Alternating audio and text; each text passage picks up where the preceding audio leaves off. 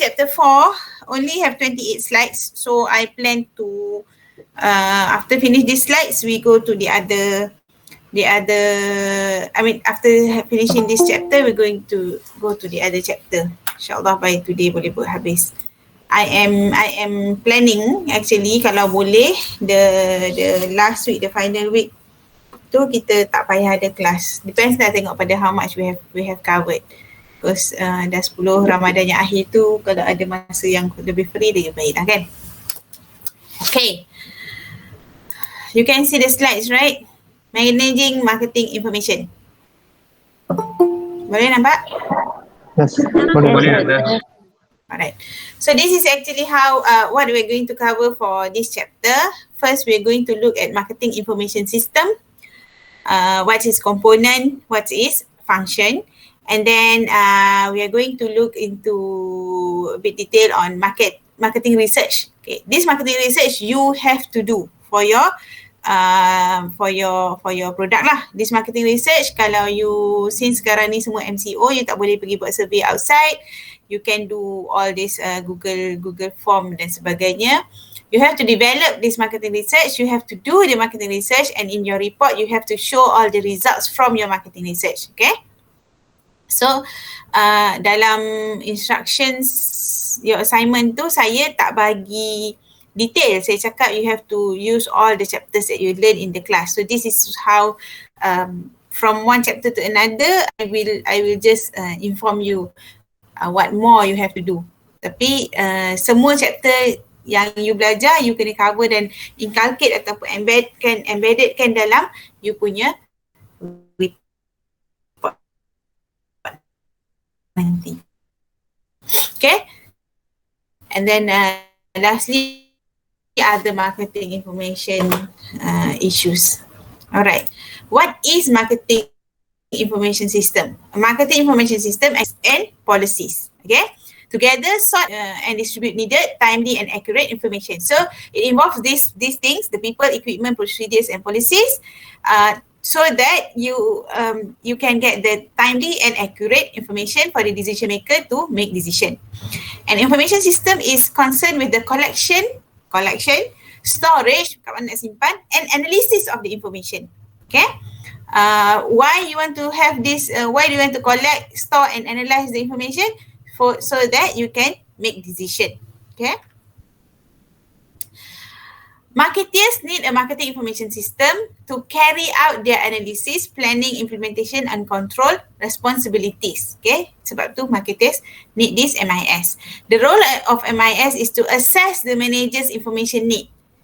Okay, develop the needed information and distribute that information in timely manner. That means why you want to have this MIS? Because it tells what you need and then how you want to collect the information and how the information is to be used atau distributed to people like the marketers so that they can take action timely on a timely manner. This information must be accurate and latest as it is vital for effective marketing decision making. Of course, if you let's say lepas dah 3 tahun MCO baru you nak dapat information, then produk yang sepatutnya you dapat capture masa MCO, you tak dapat capture sebab you dah lepas semua waktu tu. It has to be very timely. MIS provides insights into marketing decision making with comprehensive and up-to-date information on both macro and micro environment. Ini micro and macro kita dah belajar last week, right?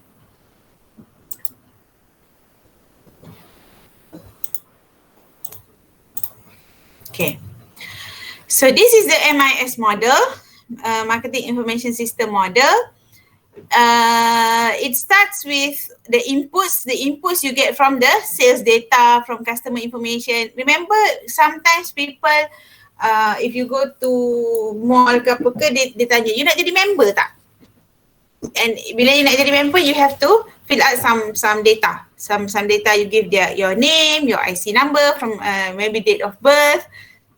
From date of birth, they will know what your age, and then probably they ask you where you're from. your address kan. And then kalau you dah ada anak, you pergi store-store yang jual barang-barang anak, dia akan tanya how many children you have, what are their age and so on. So this is to get the information about the market that you are going to serve. And then sales data also, after normally why they ask you to become member. They ask you to become member to analyze your purchase. So that is the sales data for the company. That means group of this age beli barang apa yang banyak dan sebagainya. Okay, so these are some of the inputs of your data. The input of your data, you have to sort them. You can see the trends and you also can categorize or label them. Okay, ada certain procedure of how you do this sorting, trends and labeling, and how you're going to store your information. So from this information that you have, you analyze and you produce some outputs. What do you want to know? Probably you want to see ranking charts, ranking in terms of products, ranking in terms of different branches, whatever. We want to have some information lah that you want to know. Why you want to have all this information? So that you can do better marketing mix, better promotion, better advertising, better whatever decision that you want to make out of that analysis. Okay, this is the MIS model. What is the function? MIS interacts with marketing managers in determining their information needs. MIS builds information that is needed from internal database, information analysis, marketing intelligence and marketing research. Nanti kita tengok one by one. Then manager analyze information before MIS distributes the useful information for the firm's marketing activities.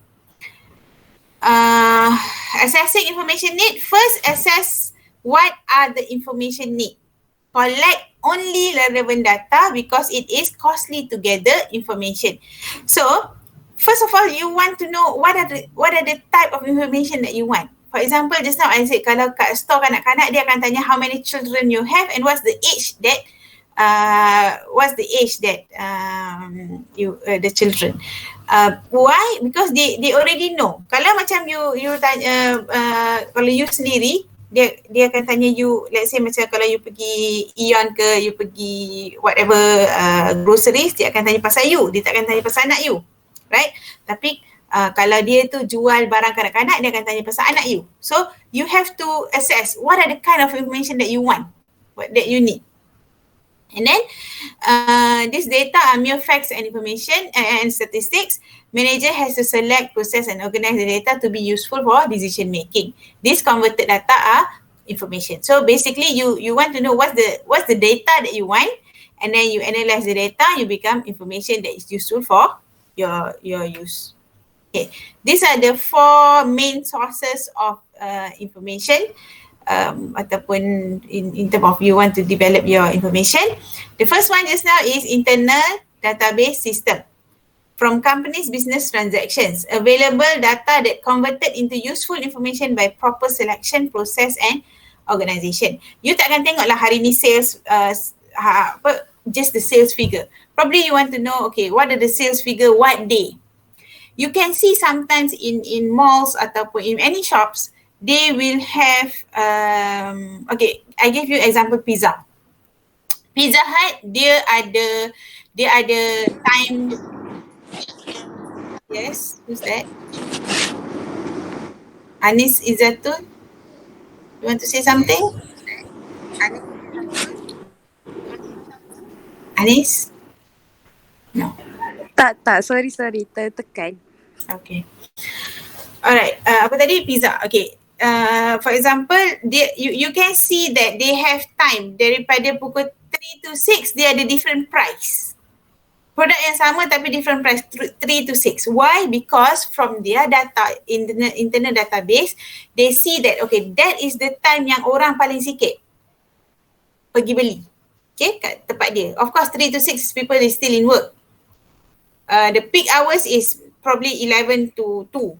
Okay, 3 to 6 tu tak berapa banyak orang, not so many sales, so they decide to make cheaper. So they want to encourage during this time, so for people to come and buy. People who has time during that time, better to go and buy during that time rather than jadi accumulate semua dekat masa yang sama, masa waktu lunch for example.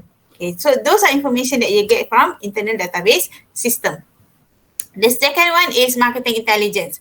Set of procedures and data sources to assist decision making comprised of data outside the firm, collected either formally or informally from our retailer, from our supplier. Okay, for example, is your competitor data, market information and so on. This one is probably like you probably can ask your supplier, okay, I purchased this product from you. Who else purchasing this product from you? What are they asking for? For example, Domino's and Pizza Hut. Kita bercakap pasal makan ni belum puasa ni.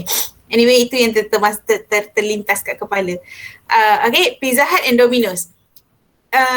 They are competitors. So their supplier probably they can get supplies from the same supplier. So they might ask, okay, what are the other product that you sell to the competitor?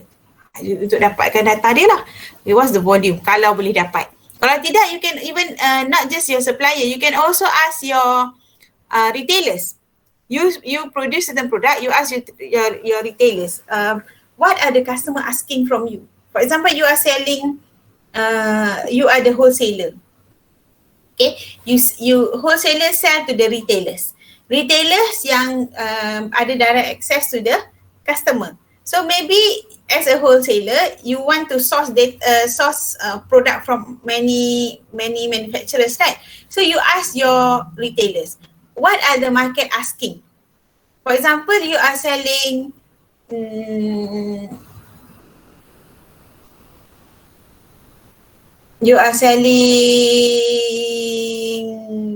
bread. Okay, you're selling bread. You have been selling gardenia all the time. You tanya retailer, ada tak customer tanya pasal produk-produk lain? So maybe retailer akan cakap, people keep on asking about produk daripada Massimo. Sebab Massimo ada variant yang ini 1, 2, 3, 4. Dia punya flavor kalau dekat gardenia maybe ada vanilla dengan coklat. Tapi kalau dekat Massimo mungkin dia ada blueberry, strawberry dan sebagainya. Itu yang dia minta. So that can help you. So you as a wholesaler, you akan you akan pergi try to get from Massimo, something like that. Okay, that's marketing intelligence. Number 3 is marketing research. Proactive search of information for opportunity research or problem solution or monitoring current status. These are the things that you can do macam market survey.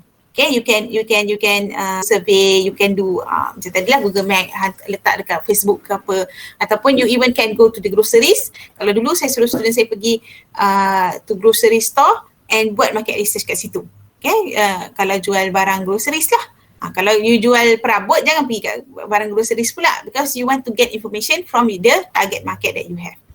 Lastly is information analysis.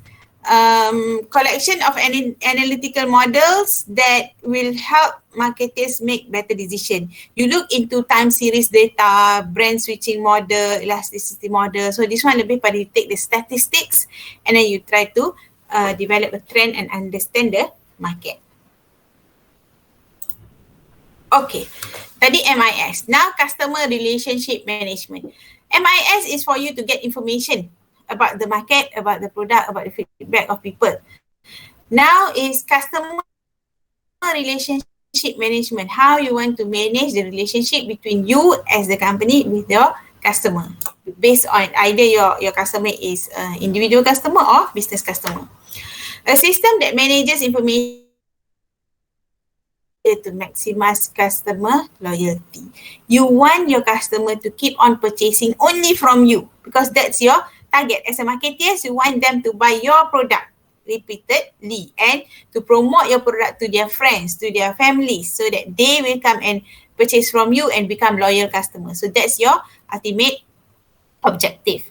The touch point is, for example, here is customer purchases, support call, website visit, satisfaction survey, and so on. So these are the some of the ways you want to manage the relationship with your customer. Ini example MIS dekat Adidas. So Adidas this is example Adidas in developing the needed information of their MIS. Tadi ada 4 kan, internal database, marketing intelligence, marketing research and information analysis. Kalau internal database ni Adidas would look at the past sales of running shoes. Dia punya sendiri punya sales.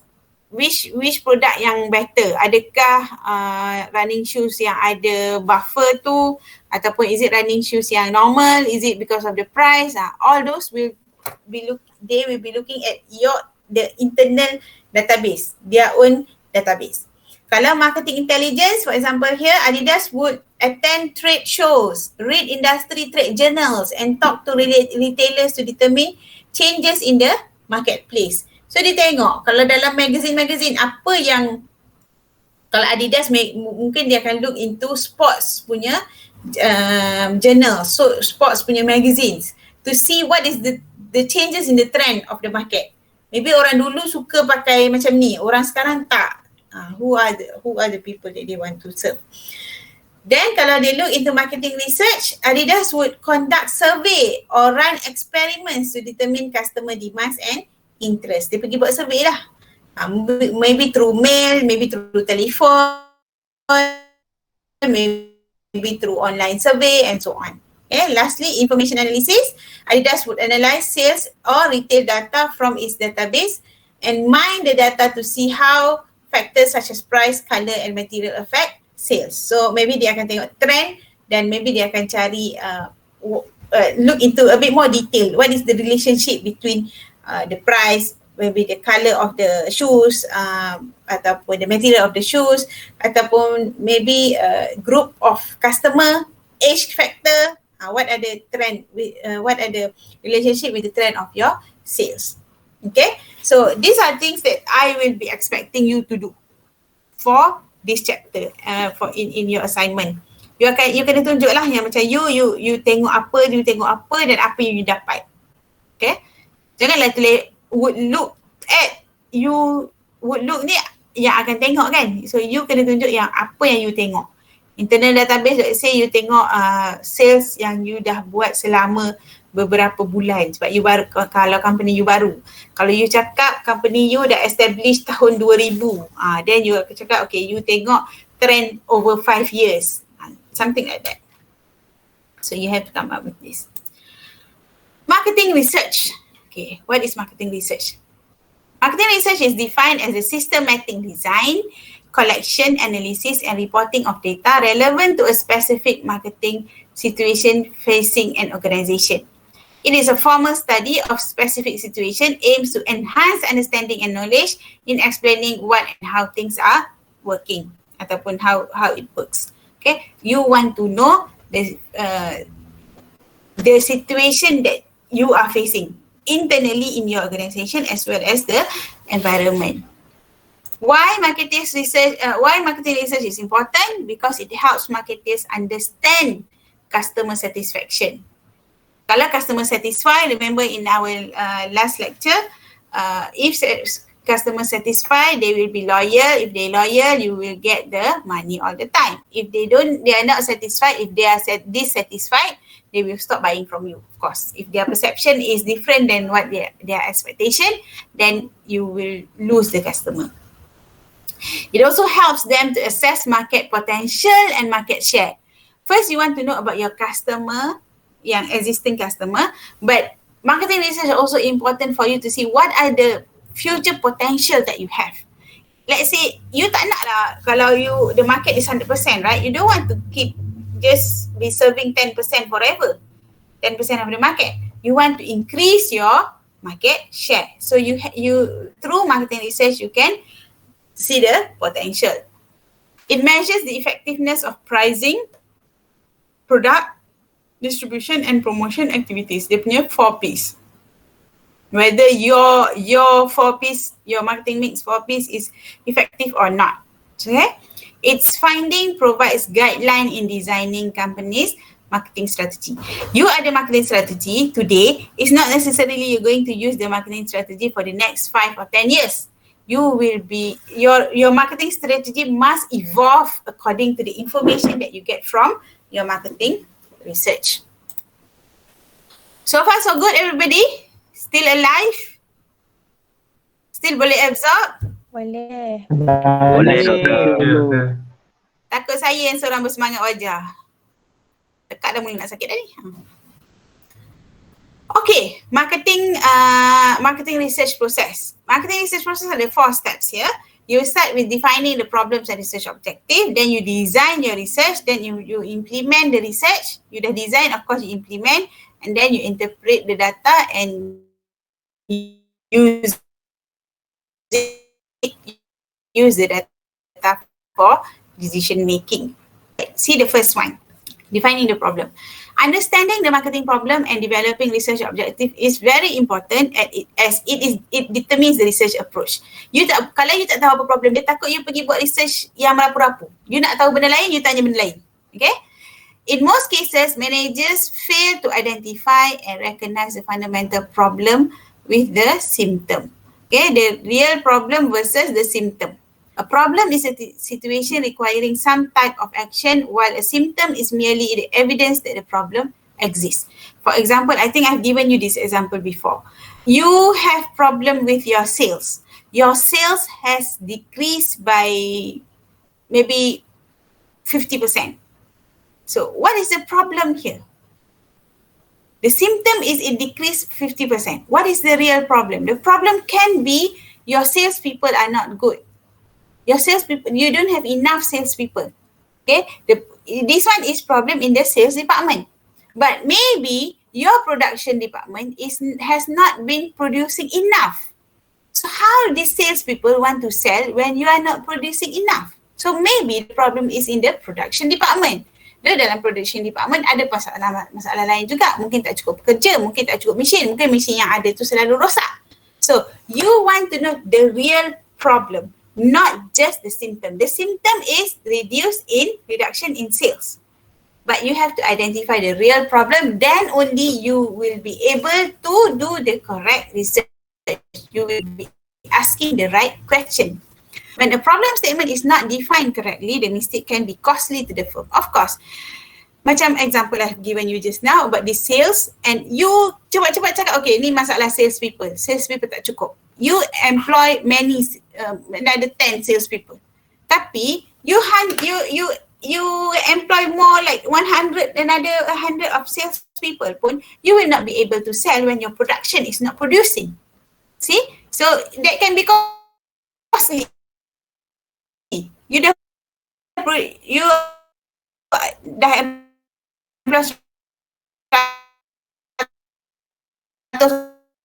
orang sales dengan gaji dia katalah kalau minimum 1,000 pun dah jadi berapa? 200,000. Is it? Mesin rosak mesin tu nak ganti mesin. Okay? So problem must be, you must be looking at the problem rather than just the symptom. Okay, research type, research classification, there are 3 types of research, exploratory research, descriptive research and causal research. Exploratory is benda you memang langsung tak tahu, you nak ambil tahu, you nak cari tahu, you want to know deeper about something that is not known. Okay, kalau descriptive research is you just want to see the frequency, you want to examine daripada apa yang you dapat daripada exploratory ni, you want to just understand the characteristic of the issues. You want to ask this question, why, where, when and how, in describing the problem. While causal research is something that you want to see what is the relationship between A and B. Okay, you want to see whether this impact to certain other things. Okay, those are the 3 research. This one I think you boleh read yourself. After you know what to do, you start designing your research plan. Research plan, a researcher needs to decide whether to use primary data or secondary data atau combination of the two. What is primary data? It is information collected from the specific purpose at hand. That means maybe you nak tahu pasal customer, you directly pergi tanya kat customer. You buat survey terus kepada customer. But what about secondary data? Secondary data is information that already exists or has been collected by other people. Okay, contoh you want to know, you nak tahu the population of Malaysia, apa age within this 3 years, apa age of our population in Malaysia. You tak payah pergi buat banci satu Malaysia. kan dah ada data banci kan dah buat dah buat collection, dah buat bancian. So you just go there and get the information from there. That is secondary data. Typically, secondary data is used in beginning to develop a plan for gathering primary data. So that's the third part lah, the combination of the two. You look into your secondary data, you see what information you can get, then you dig further in your primary data. Okay, method of data collection. There's two methods. There's one is survey type, the other one is non-survey. The survey you can have questionnaire. Questionnaire ni boleh dibuat melalui email, mail, boleh buat secara online, you boleh buat secara face to face juga. Itu questionnaire. That means you have that paper, you questionnaire, you isi. Macam Google Form macam tu lah. While you also can call them and interview them. Ask them questions through to understand. Of course, you are the list things of you what you want to ask. You also ask them tapi through interviews face to face or online. So that will be survey. Survey ni is bila you dah ada specific questions that you want to ask them. The non-survey is more like you go and observe. You tak pergi tanya kat dia orang, you pergi observe. Contoh you pergi for the next 3 months, you ada 5 marketing people in your department. You ask them, okay, for the next 3 months, I want you to go and observe the purchasing method of people at the malls ataupun at all the groceries, dia panggil apa retailers macam Giant, Eon, Hero dan sebagainya. You go, just observe. You go there, sit down there for 8 hours, just observe how people do, how people choose. Okay, observation is very powerful. For example, if you go, if you boring-boring tak ada kerja kan, you pergi dekat showroom kereta. You go to the showroom kereta and then you pergi duduk je kat situ observe orang. Okay, this is what the Toyota marketers ataupun engineers did at one time. They go and observe, dia duduk je dekat showroom dia tu. Dia duduk for, I tak ingat lah, I tak baca tapi I tak ingat berapa lama dia pergi observe, tapi quite a while. And then they just observe apa yang orang tengok. Bila orang nak pergi beli, dia pergi kat showroom, what do people just, behavior of people. So engineer ni duduk je lah kat situ macam tak ada benda, duduk observe. And then what they observe is, people will open and like to listen to the way the door closed. And then when they want to further understand, they ask them what were they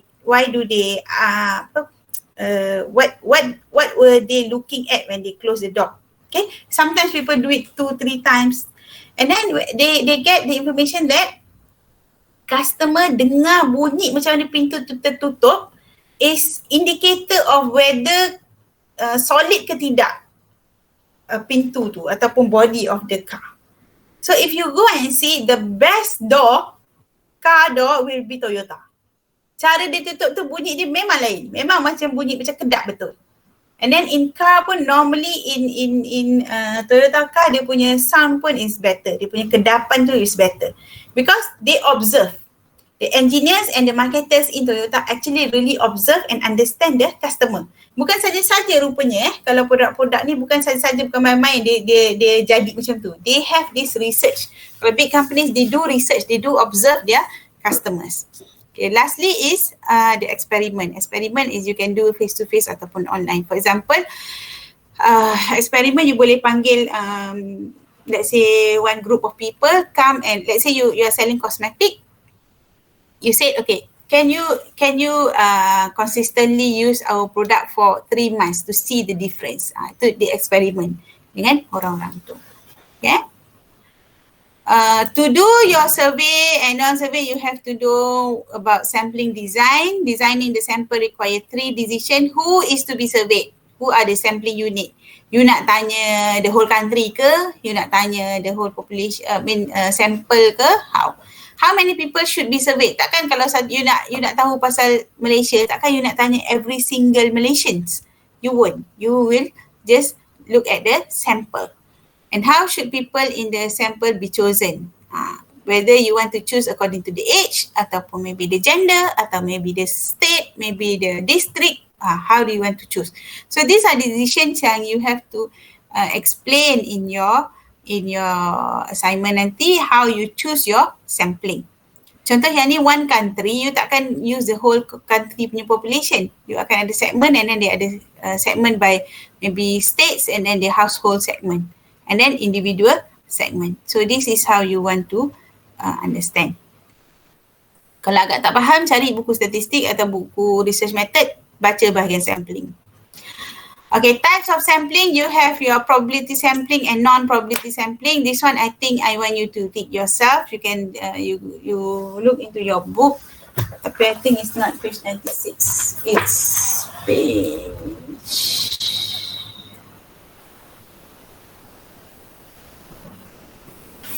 It's not page 96, but I think you can have a look.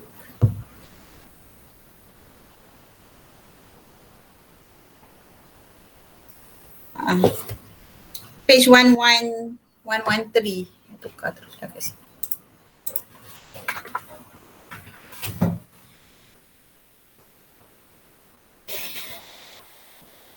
Okay, this one you can read yourself. Okay, these are some of the research instrument. Number one, questionnaire tadi saya dah explain.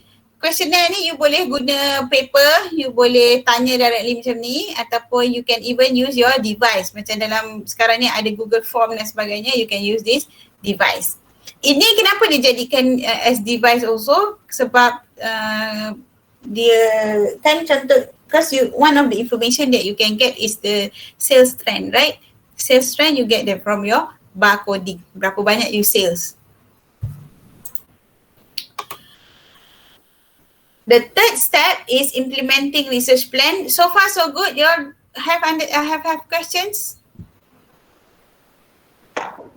Okay, clear. No. So far so good. Still alive. Okay.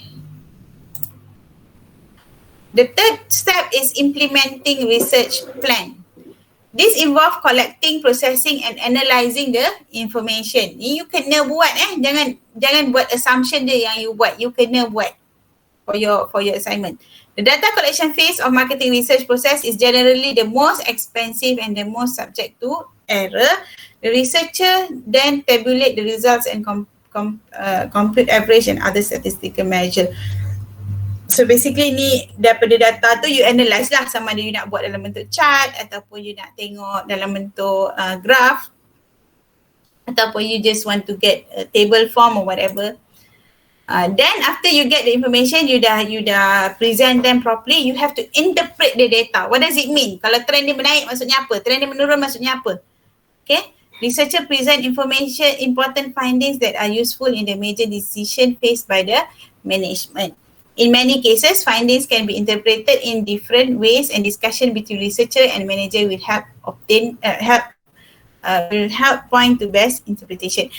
Basically for your research, for your own, you can assume yang you are the management and you are the marketeers. So you among yourself, after you get the information that you get, after you already do the survey, you discuss among you and make decision related to your research, related to your product and your company.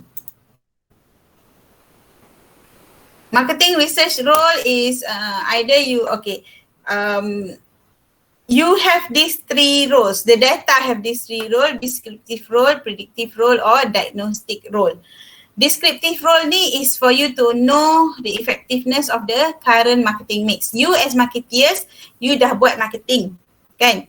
Then you want to know what is the effectiveness of your marketing mix. That's why you go and ask the public, you go and ask your consumer, you do this market research. So that is one descriptive role. Or you can also have predictive role. Answer the what if question for a planned marketing decision. Okay. After actually normally predictive role ni after you already have your descriptive role. Predictive role ni you see, okay, this is like this.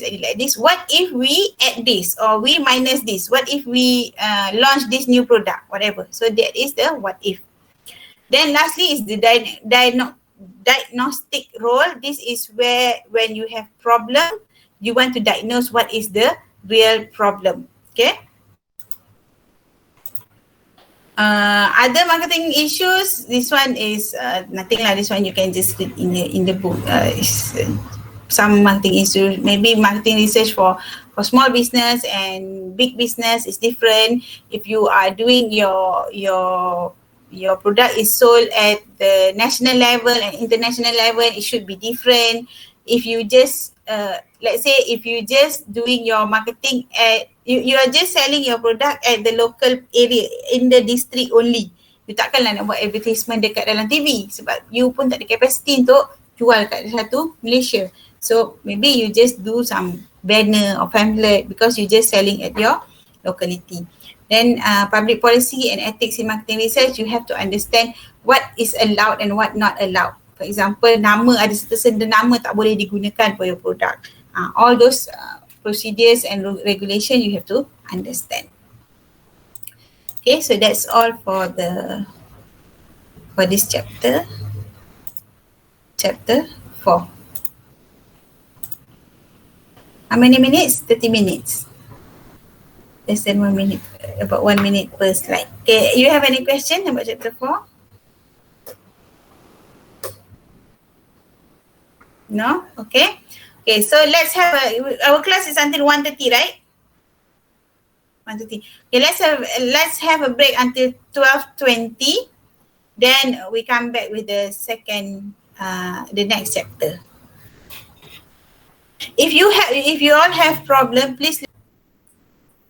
Hello? Hello. Hello, Atta. Korang pun dengar je kan? Saya punya mic on, dengar je. Tak ada pun yang cakap. Azlan je yang cakap.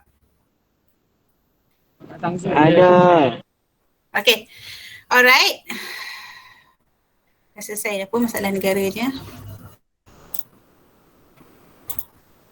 Okay, among you all pun, if you have problems, you talk to each other so that masalah tak timbul, tak boleh jadi makin besar. Kalau dalam group mate, you have group mate yang bermasalah kan, buat intervention. Jumpa, cakap nak jumpa dengan group mate yang bermasalah ni. Jangan jadi macam zaman dulu-dulu, dah hujung nak submit barulah cakap dengan saya, doktor orang ni sebenarnya tak buat kerja. Macam mana saya nak assist you? Tak boleh lah, dia dah dapatlah markah yang sama. Kalau you memang dah buat intervention, dia mesti tak buat kerja juga. Then you pergilah baik cakap dengan saya supaya saya boleh intervene kan. Okay, moral of the story. Okay, tiba-tiba kena berbel pula.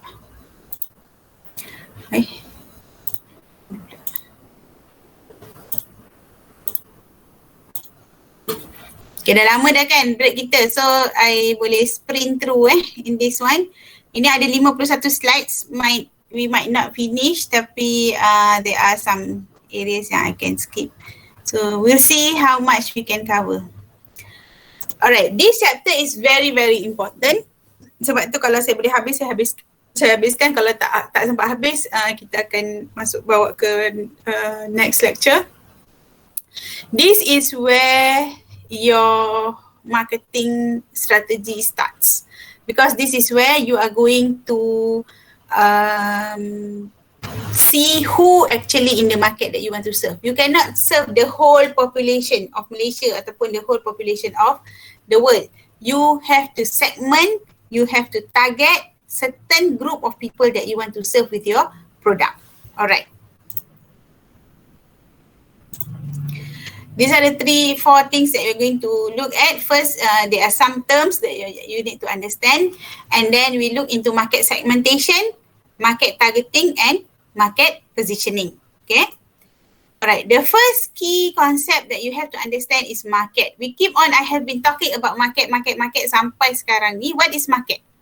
Market is the set of actual and potential buyer.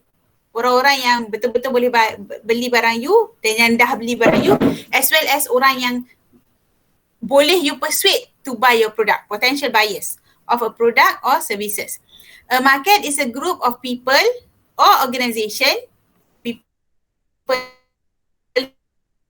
ni maksudnya individual consumer, organization can be the business consumer, who has wants and needs that can be satisfied by your product, by your service. Okay, that is market.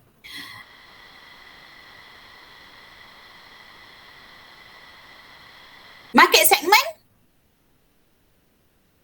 What is market segment? It's a group of people or organizations sharing one or more characteristic. That cause is everybody, right? And then you segment to male, male and female. Why? Because female has they share characteristics. Okay. For example, semua perempuan pakai adalah handbag. Contoh, okay, handbag. Handbag they have sharing characteristic. All ladies will use it. Men dia maybe tak pakai, maybe certain pakai ada hand pouch and so on, tapi semua pakai wallet. Contohnya lah. So they have the similar characteristics in terms of their needs and wants as well. That is how you segment your market. Culi kucing. Baru masuk.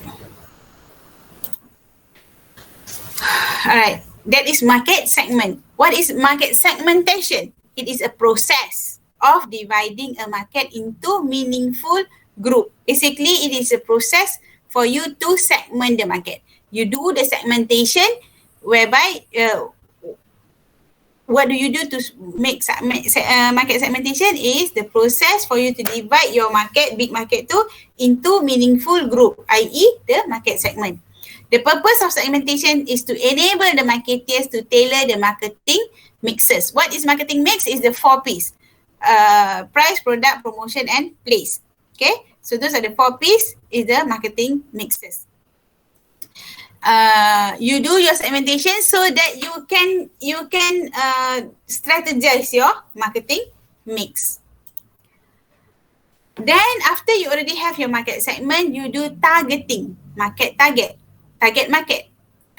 Before you want to know, you want to do targeting, you have to understand what is target market. It is a group of people or organization for which an organization design, implements and maintain a marketing mix to fit the needs of the group or groups. You already have segments kan, ada beberapa segments.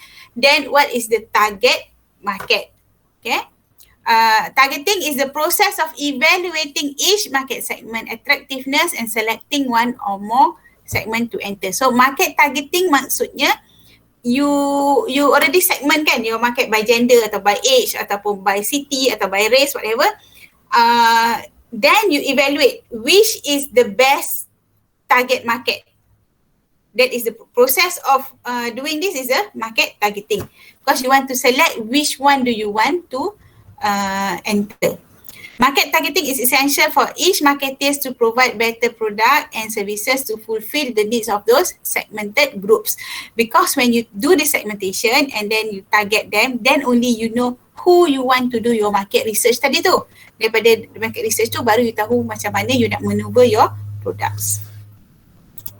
This is the steps in targeting your market.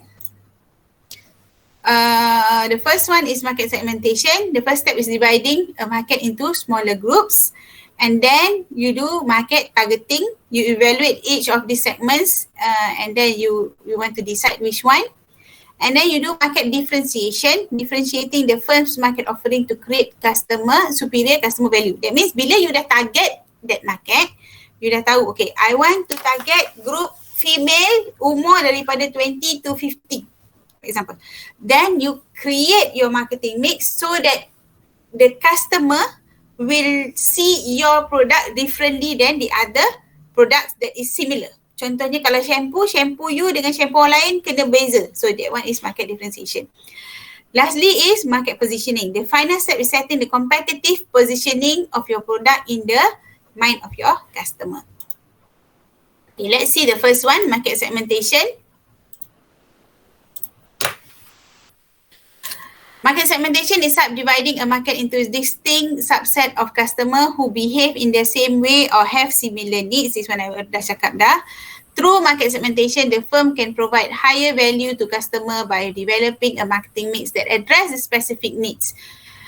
Kalau you try to focus pada semua orang, you tak tahu macam mana you nak develop your marketing mix. You tak tahu, you cannot try to fulfill everybody's needs, right? So kalau you ada segment, you boleh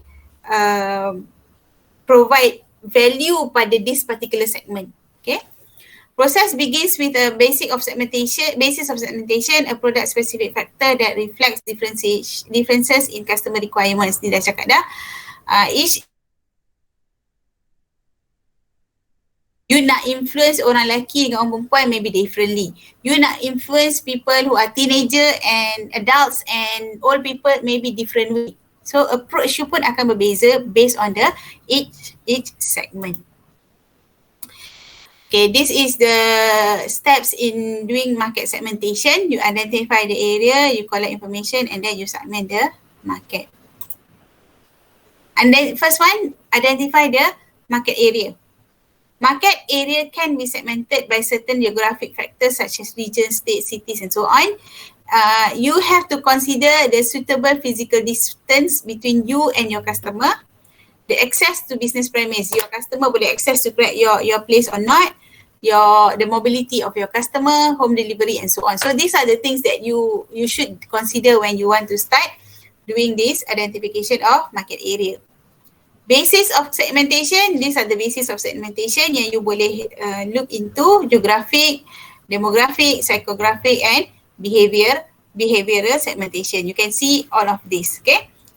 This is some of the ways you nak segmentkan your market. Macam saya cakap tadi, age and gender. You can also look at climates. You can also look at lifestyle, for example. Macam whether dia sporty ke dia tak sporty, whether they religious or not religious, whether they are eating healthy or just normal people who eats roti canai every day, so on. Okay, so these are the way you can segment your market. You can also segment more than one. You tengok gender, under gender you tengok age, also can. Okay. Then after that, you collect information and data of your customer. You look into what are the personal details, what are the demographic information, and so on. Yang tadi itulah. Lastly, you do the segmenting of your market by compiling the geographic, demographic, and psychographic factor. You divide the total market into smaller groups. Tadi itulah market segmentation. Pun I have already discuss with you. This one pun I dah discuss with you. Contoh ni shampoo market, you can segment them by gender, by hair condition. So sekarang ni you look dekat shampoo tu, contoh dia ialah satu shampoo tu ada untuk female and male. Lepas tu female and male pecah lagi, ada lagi yang dry hair, untuk repair hair and so on. Then untuk hijab, pakai yang mana pakai tudung dan sebagainya. So dia ada pecahan-pecahan dia.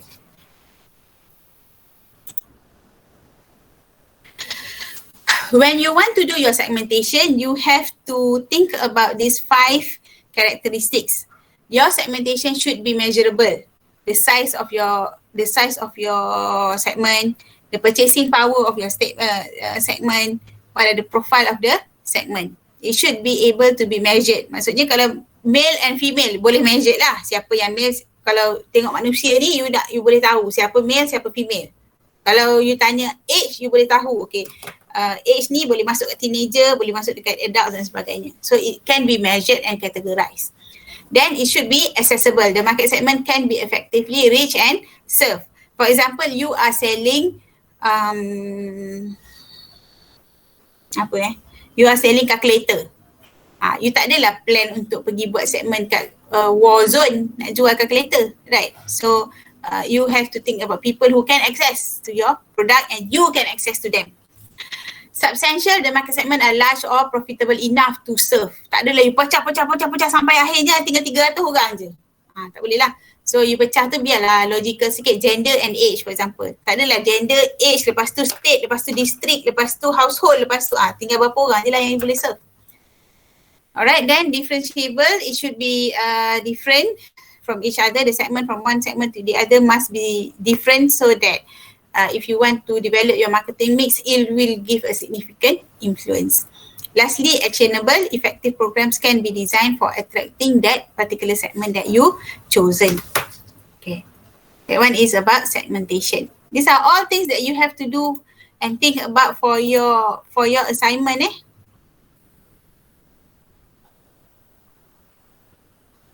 Ellie ni kenapa? Kenapa tadi dia bergerak-gerak? Why are you moving? Are you holding your phone or why do you have to hold your phone? Macam mana you nak dengar? Di fakulti doktor. Apa dia? Saya di fakulti. Tidak bawa handphone stand. Lupa. Letaklah dekat meja. Okey. Kejap.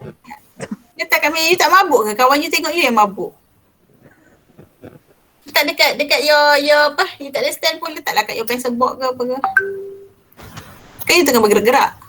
Jangan bergerak, fokus. Alright. Then the next step after market segmentation tadi is market targeting. Selecting one or more market segment to enter. You can choose 2 or 3. It's okay. Not necessarily you choose satu je. Okay. Market targeting. Targeting is the act of evaluating and comparing the identified group. Okay. Dalam your assignment, you have to show that you do the segmentation and then you do the process of evaluating each of these segments. Then you compare the groups. Then you decide which one you want to enter. You have to show this process, okay, in your write-up. Market targeting, how you want to evaluate the market segment. The first, you look at their segment size and growth. Okay, right size and right growth. Because you want to keep on selling more and more every year. You tak nak jual sama je. Right? You have to see the potential growth. Whether it's large enough. Whether you have enough opportunity to make profit. Like I said, if you do segment dalam pecah-pecah sangat, sampai you can only sell to 100 people in the whole Malaysia. That one maybe it's not good enough. Maybe it's not large enough. Okay? Your sample, your target. Then you also look at your company objectives and resources. Although right size and growth and is attractive, it must be aligned and compatible with your company's objective. Jangan, kan hari tu kita dah belajar macam nak buat objektif, jangan dia lari daripada objektif. Your objective is to sell one product, tapi lepas tu you pergi buat segmentation, you tak boleh jual pun your product. You jadi benda lain, caca marba artinya. Okay, because it requires resources to reach the segment. Dan you tak boleh pilih banyak sangat segmen because you tak cukup orang, you tak cukup money, you tak cukup, all the resources are limited. Lastly, you also see the attractiveness of this segment, whether it's good for you, can make profit or not. Kalau it's very high competition and you are substitute product yang memang dah bersepah-sepah, maybe you don't want to enter that market or even produce that product. These are basic categories of target marketing strategies. Okay, these are the way, macam sometimes you, depends, you buat, you kan ada segment, one big segment, this one is undifferentiated marketing. Nanti kita tengok what is the product for undifferentiated marketing. You look at the market as a whole. Okay, you have only one marketing mix for the whole market. Or you segmentkan each of these market and then you have one mix for each market. Okay, or you can also have concentrated marketing. You have one mix for each of this market. Nanti kita tengok contoh one by one. Undifferentiated marketing. Okay, these are the things that semua orang pakai. Kalau dalam household tu mak dia pakai, bapak dia pakai, anak dia pakai, anak perempuan dia pakai, anak lelaki dia pakai. Alright, ni pun pakai biskut, beras, tissue, toilet paper and so on. So these are undifferentiated marketing. So bila undifferentiated marketing, you pakai satu je marketing mix untuk cater for the whole market. This one is differentiated marketing. This is also known as segmented marketing, targeting 2 or more distinct market segment with different marketing mixes. This will be higher in cost because each of this segment you ada marketing mix you sendiri. Contohnya yang ini. Contoh kalau dia nak macam ni, gap kids. Dia ada gap untuk adults, ada gap untuk female, ada male, ada kids. So each of this group or this segment, they will have different marketing. Dia punya advertising berbeza, dia punya price berbeza, dia punya tempat dia jual berbeza and so on. Okay, sama juga macam ni. You tengok kalau this product macam ni, maybe come from same company. Tapi Kellogg's, contoh Kellogg's special ni punya advertisement berbeza dengan Crunch Nut punya advertisement. Berbeza dengan cornflakes ni punya advertisement. Dia tak lamsamkan semua dalam satu. Okay. That is the differentiated marketing. Setiap segmen ada marketing mix yang mereka masing-masing.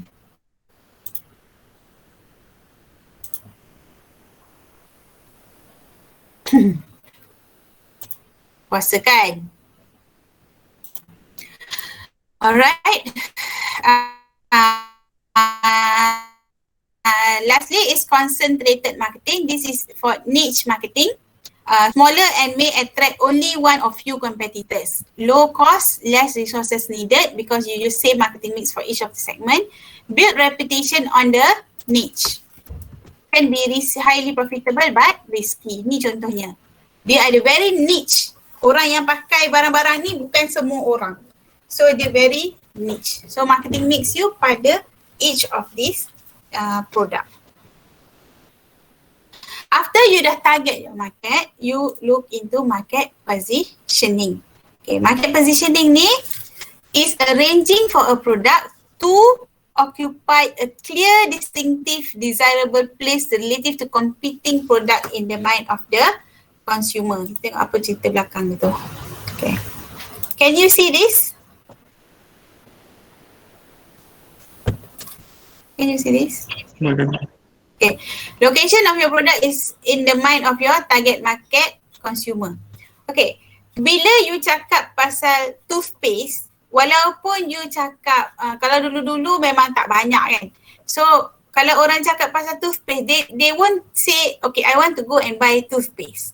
They will say, I want to go and buy Colgate. Or maybe now, maybe you dah differentiated sikit lah Colgate dengan Sensodyne dengan apa benda yang lain. But kalau you cakap nak makan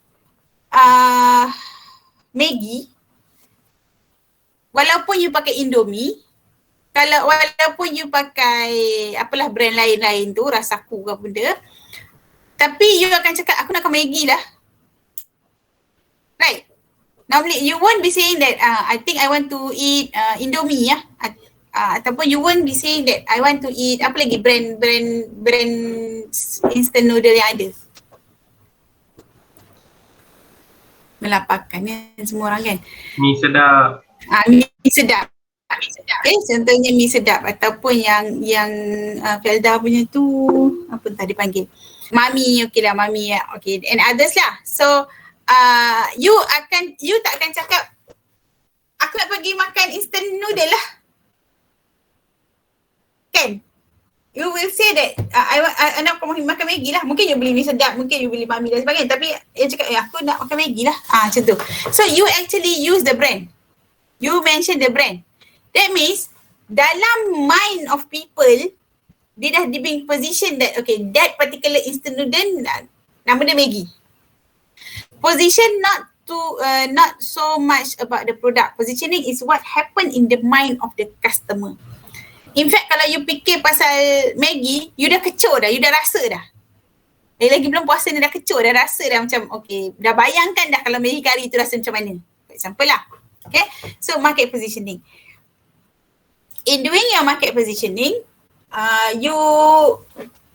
it helps organization identify the positioning of the positioning strategy. So you look at the quality, buat this quadrant, show consumer perception of their brand versus competing brand. Let's say where are you? You penjual coklat. Semua makanan kan? You penjual coklat, so you want to look at all these chocolates. Okay, the low quality and low price. These are the product. Twix, Mars, Cadbury. So these are something that you can buy quite cheaply. Tapi kalau you nak something macam Belgium chocolate, Ferrero Rocher, Roses, this one Cadbury juga. Ni pun Cadbury juga. Tapi dia at different quadrant. So you want to place you where? Because this will determine what you are going to how you are going to price your product, how you want to buat promotion of your product. Kalau you are saying that you want to produce a high quality product, you want to sell it at high price, then maybe cara you nak advertise, cara you nak letak dalam mind the mind of your consumer, how they want to value your product, you have to use your marketing mix so that you boleh positionkan dalam otak consumer you, itu produk yang bagus, produk yang high quality, produk yang ni, okay, I sanggup keluarkan duit untuk that product. Sedangkan mungkin dia pakai coklat ni dengan coklat ni, coklat yang sama je. Tapi you are being influenced by them using advertisement dia, pakai pasal produk yang dijual kat mana dan sebagainya. That's how you position your product. 6 steps questions framework for successful positioning. These are the things that you have to ask yourself when you want to develop your market positioning. Okay. What position are you in now? Sekarang ni you kat mana? Dalam position ni you berada di mana? Then kat mana you nak letak yourself? What position do you want to own? You nak letak yourself kat mana? What do you have to defeat in terms of competition? Do you have any resources to do it? You nak letak dekat sini, you nak kena pakai advertisement yang canggih-canggih, ada duit tak? Cukup resources tak? Okay. Can you persist until you get there in terms of normally monetary? Are your tactics supporting the positioning? That means kalau you nak positionkan dia mahal, barang mahal, handbag contohnya, handbag mahal, tapi you jual dekat pasar malam, tak sesuai lah, right? So you have to have your good tactical supporting strategies. Ini example lah positioning and strategy and the possibilities. This one you tengok ni je, you dah tahu dah ni produk apa. Okay, maybe in terms of product features you can understand already. And then kalau you tengok Tesco je, dia punya position is more on price and quality. Kalau macam tu you tengok ni back to school, dia bukan sepanjang tahun back to school. Back to school tu biasanya dalam bulan Disember. Boleh juga you nak position kan, kalau orang fikir orang tengok advertisement back to school ni, tahu nak beli baju sekolah anak dan sebagainya. So this one you can see yourself. Okay lagi? Cerita pasal makan-makan ni semua okey lagi? Kedai kecoh-kecoh semua orang? Lapar. Sikit lagi. Berapa jam lagi? 1, 2, 3, 4, 5, 6 jam lagi. Sikit lagi. Alright. This is how you want to integrate the positioning strategy to your marketing mix. These are the 4 P's: product, price, promotion and place. Distribution ni place. Okay, these are the 4 P's. Ingat marketing mix adalah 4 P's ni. Always ingat. So, because I won't be saying apa dia. You have to understand what marketing mix is. So bila you nak fikir you punya produk ni, let's say you want to have a premium product. Kalau you nak premium product, the price must go premium as well. Tak boleh lah low price. Mestilah premium as well. And then you want to promotion, maybe you want to show how prestigious this product is. Tak boleh lah you tunjuk it's fun, it's kelakar. Tak boleh lah sebab benda tu benda premium. You nak jual pun harga yang premium. So the promotion must follow to show how prestigious this product is, how good quality it is and so on. And then you must do your distribution to places where it is very intensive. Okay, you nak barang ni barang mahal boleh dapat kat certain tempat je. Bukan you boleh dapat kat semua grocery stores, no. Okay, even some things yang mana maybe you boleh dapat kat certain semua store, tapi semua store tu dia akan untuk that product ada berkunci. Kalau you nak ambil, orang kena pergi buka kunci baru boleh ambil. So that is also how you want to bring your product. Okay. Positioning differences, the differences that you choose for your product positioning, product must be, okay, this one, the differences lah, it should be different. When you want to position, you tak nak sama je dengan your competitor. It must be a good one. Because you nak benda tu stuck in the brain of your customer. It should be important. Contoh prestigious. Prestigious is important. Ataupun nak menunjukkan how clean, very clean. So you focus pada cleanliness. It's a very important message. It should be distinctive to your competitor. Tak boleh sama je dengan competitor. Must be yours is nicer, yours are bigger, yours are more accessible, yours are what? Distinctive. Superior, if possible, show that your product is superior to your other competitor. Communicable, people understand you. Janganlah bagi cerita cakap pasal benda yang tak faham. I think Afiq pernah dengar this example that I'm going to give. Contoh cerita pasal kalpis. Kalau you tengok apa tu, kalpis tu is cultured yogurt drink kan. Kalau you tengok the first advertisement dia, I tak ingat sekarang ni dia tukar ke tak. Tapi first advertisement dia, you takkan I tak faham yang rupanya produk yang dia nak bagi tu adalah produk minuman. I bayangkan dia macam produk lifestyle ke, produk apa ke, I tak faham. So that one is not communicable. Dia communicable ni orang pandang tu orang faham. Orang tengok tu orang faham. Okay? Sekarang ni yang the latest benda yang I tengok yang I tak faham ataupun I tak ada, I tahu tapi I rasa orang tengok orang tak tahu apa yang dia nak sampaikan ialah kempen apa tu, sawit anugerah Tuhan. Dia punya cerita dalam tu dengan orang cakap tu dengan gambar dia tu saya rasa macam tak gel. Dia tak faham, dia tak bagi orang feel. Tak sampai masuk ke hati lah orang kata. Dia punya advertisement. Tu tak communicable lah tu. Dia tak dapat message yang nak disampaikan. Kalau you nak tengok yang communicable tu, you tengok iklan-iklan Petronas yang dulu-dulu. Yang dulu-dulu lah, sekarang tak berapa sangat. Iklan Petronas yang dulu-dulu. Iklan dulu ada Pro2 punya iklan ke? Pro2 punya iklan. Pun dia menyentuh hati. Maksudnya dia communicable. Dia sampai, message tu sampai ke hati. Tu communicable. So you punya produk nanti pun kena macam tu dah. Apa message yang nak sampaikan pasal produk you, mesti sampai ke jiwa manusia-manusia yang you nak sampaikan tu. Okay?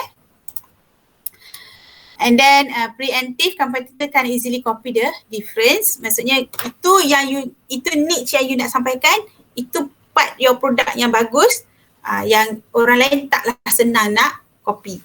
Affordable to your people, the target market that you are targeting, and then of course you want to do all this at a profitable level.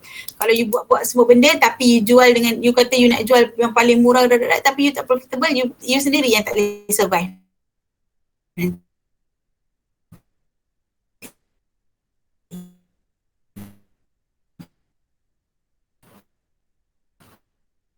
Okay. And the positioning is when you already have your product, you have a position that you already put into your customer, but you want to revise them, you want to change them. That is repositioning. Brand repositioning is an attempt to change consumer perception of a particular brand when the existing positioning it doesn't work anymore. For example, ni lah Holiday Inn. Holiday Inn dulu, kalau dulu-dulu position dia ialah tempat mahal, tempat eksklusif, tempat ni. Tapi sekarang ni dia tengok, dia nampak lebih simple. Dia nampak lebih macam budget, nampak macam lebih simple. That's how dia nak position the mind of the consumer. Because it involves changing the identity of the product, the relative to the identity of the competing products in the collection minds. Kalau dulu hotel yang luxury ni semua dengan berkapet, dengan very luxury. Tapi nowadays, sebab everybody goes for holiday. Nak luxury sangat ni orang certain people je yang memang perlukan bilik yang luxury sangat-sangat. Nowadays orang travel, dia perlu tempat tidur je. So bilik pun tak payah besar sangat, dan tak payah berkapet bagai. Itu maybe Holiday Inn maybe nak reposition daripada yang dulu punya perception pasal Holiday Inn kepada new perception.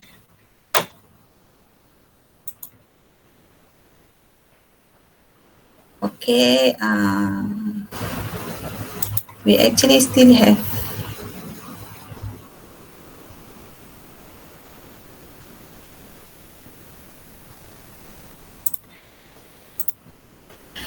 boleh masuk lagi ke? Sebab the next part is quite important for your assignment yang nak perlu masa untuk you ni. When is our next class? Is it this Friday? It's this Friday. Okay, if it's this Friday, then I think I will what is the next chapter?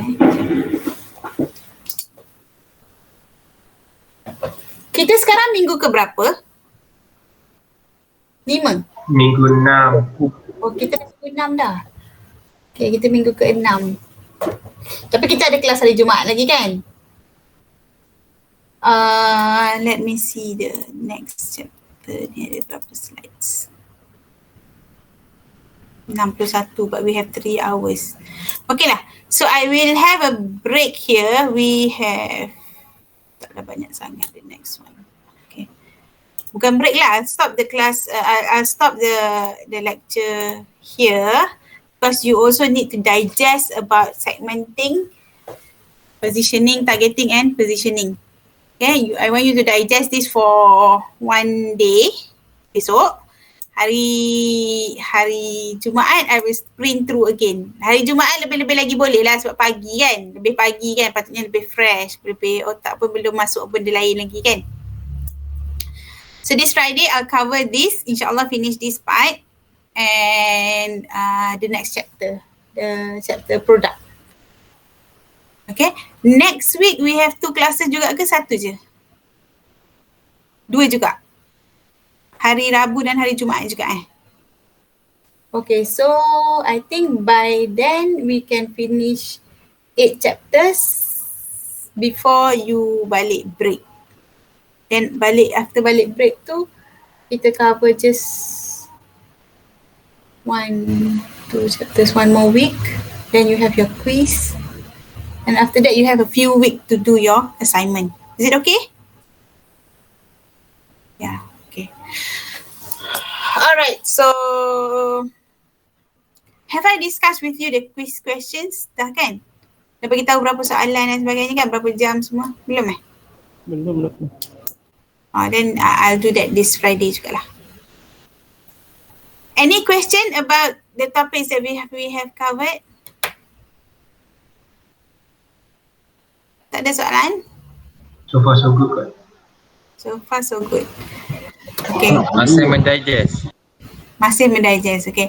You digest, you have your book, you hit the book, read the book, and then kalau you have any question, you can ask me. Okay? Alright, so it's azan already now. You can go and pray, have a break a little bit before your next class. Okay? Thank you very much.